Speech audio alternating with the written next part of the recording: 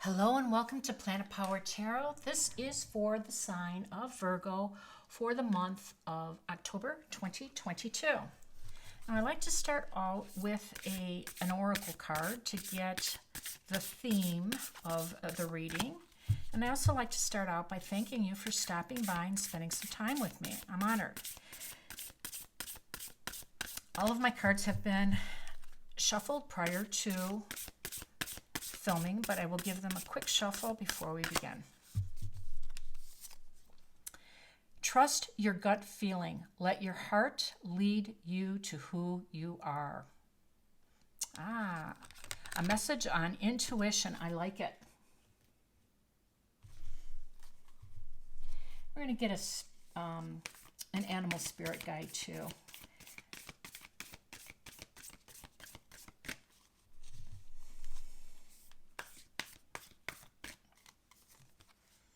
Owl spirit, you see clearly now.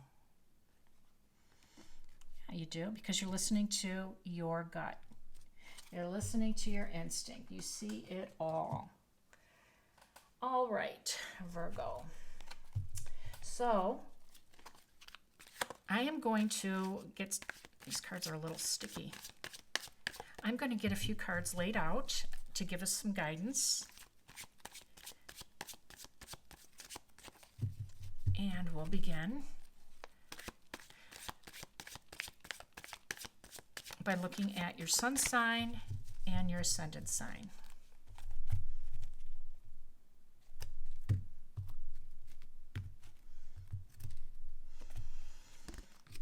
Okay, we have the King of Pentacles. That's a nice strong start. The Moon, Cancer energy, and the Queen of Swords. Good. Next we have Virgo energy with the Magician. Love that for you, Virgo. We have the Seven of Coins and we have the Ten of Swords. Listen, I've been doing a few readings and this Ten of Swords has come out on quite a few for good reason. We have a few things that we're going to have to deal with, Virgo. The first one for you though is October 2nd, Mercury's going direct in your sign. So this is going to be a really good time for you for negotiations or advancing any business plans. So I do think it's going to be a favorable financial period. And I think your work in general is going well for you. So good for you. We also have a partial solar eclipse happening October 25th, a new moon in Scorpio. And this is going to be in your second house. And your second house is your house of value, your worth, your self-worth actually, your finances, just all of your material possessions, right? So it's a good time to concentrate on your work. I think you have the positive aspects with coworkers and work in general during this period. So I think your finances will be fine. I think your material, world will be fine. But this is where this partial solar eclipse will happen. And remember, when eclipses happen, it shines a light on things that we need to be made aware of. Eclipses are celestial new beginnings, of course, which come with karmic endings. And so this is something that we all have to deal with, and we just kind of remember that we're being guided. We're being guided by our North Node. That's what this eclipse is going to activate. So it's going to push us toward our future. And knowing that, maybe we can be more in a feeling of surrender, especially when we have the moon, this new moon. Moons kind of bring up a lot of anxiety because of the unknown, the mysterious, and we're just all going to be driven by faith and knowing that we're moving toward our future. You will see clearly because you're going to trust your intuition. And by the way, you've already gotten the Magician to show up for you. You are a master manifester, Virgo. This is your energy. So let's start. We have the Queen of Swords, and she is telling us that we need to listen carefully during this time. So the communications of swords are highlighted with the Queen here, and it's all about information. It's about facts. It's about listening, though. When she shows up, it's a sign to pay attention. Less talking, maybe more listening type of energy. And that will also help guide you, right?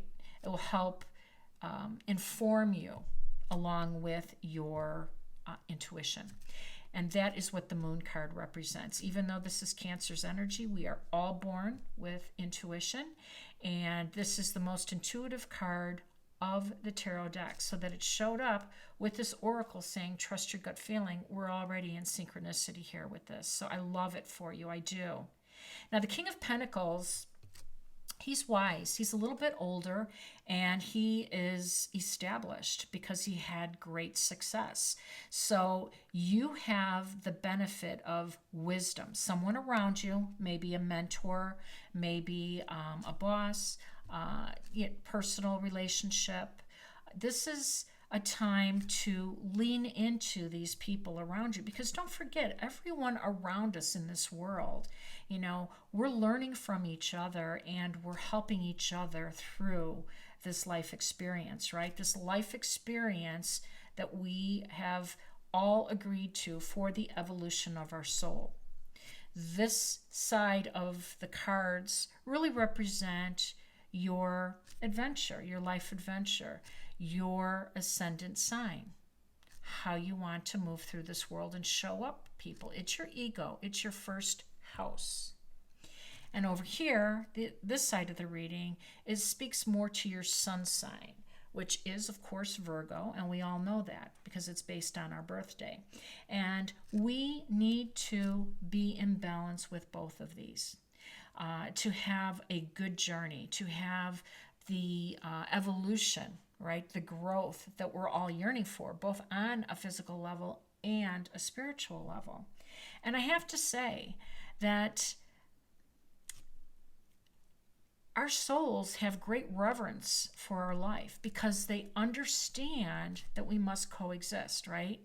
The souls understand that it's through your actions, through your physical adventure that helps the souls progress. We need to have that same reverence for our soul. So when there is a time to wait, which is what the Seven of Pentacles is suggesting, and a time to let go of an ending, we need to pay attention to that and give it the respect and allow the surrender of this ego for the sake of this sometimes, right? Okay, so now we are going to do a deeper dive. But before I pull out more cards, I'd like to invite you all to subscribe to my channel. Since I am so new to YouTube, it would help me out immensely. And if you'd like, give me a thumbs up, drop some comments, or even share my channel. I really appreciate it. All right. Such a pretty owl. Let's get some more energy out here. Beautiful. The Hierophant. Six of Wands. And the Eight of Swords. Eight of Cups. This is good energy. Three of Swords. Now we understand this. And the Three of Cups. Okay, let's talk about this. Some contrast here, right? So, well, I'm going to start with the Hierophant, though, because I just talked about having reverence for our soul. When we are in balance, that's when things go well for us. And our soul does have reverence for our life, and we need to do the same. And listen to those nudges. Listen to our gut, because it is the soul speaking, not the ego. The Hierophant represents that, what I just said. It is our advocate. It is our spiritual guide. And it's saying, listen to this feeling. This is for your spirit, for your soul. So I like that he popped out. I appreciate that. Then we have the Eight of Swords. Now, the Eight of Swords is us feeling that we can't move on because of this ending. And on our physical side of, our experience here, it takes time. We feel anxious. We feel afraid. This is low vibration, though. And as soon as we make a decision based on our faith, not our fears, we will see that this is going to provide us with a not only moving forward, but a successful outcome, one that will be celebrated over here. Now, the Eight of Cups represents the need to move away from this energy and this energy. This is a time to let things go that are meant to go. This is a time to release. This is a time to release your karma. That's what this represents. Now, the swords are always so darn dramatic and illustrated on all cards.